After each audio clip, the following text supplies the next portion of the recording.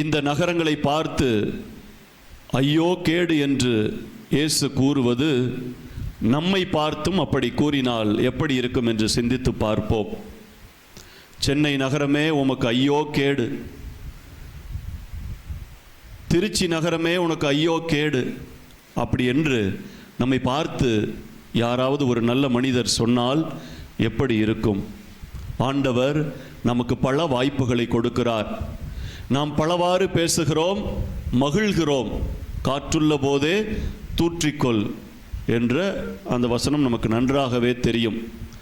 வாய்ப்புள்ள பொழுதே, வாய்ப்பு கிடைத்தாலும் கிடைக்காவிட்டாலும் ஆண்டவருடைய வார்த்தையை நான் அறிவிப்பேன் என்று சொல்லி நம்முடைய இறை வசனம் நமக்கு தெளிவாய் கூறுகிறது. பலவாறு நம்முடைய இந்த உலகத்திலே நாம் வாழ்ந்தாலும் மனமாற்றத்திற்கு எத்தனையோ வழிகள் இருக்கிறது. பிழைப்பதற்கு எத்தனையோ வழிகள் இருப்பது போல இந்த உலகத்திலே வாழ்வதற்கு எத்தனையோ வழிகள் இருக்கிறது.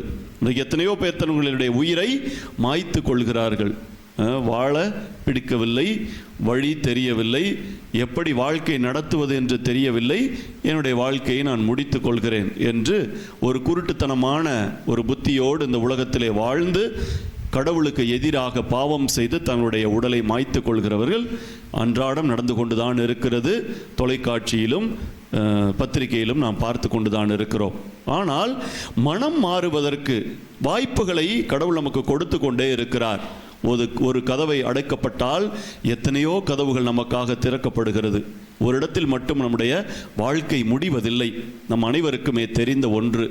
எப்பொழுது நாம் ஆண்டவரை மையப்படுத்திய புதுமையான பரிசுத்தமான வாழ்வை நாம் தேடிச் செல்கிறோமோ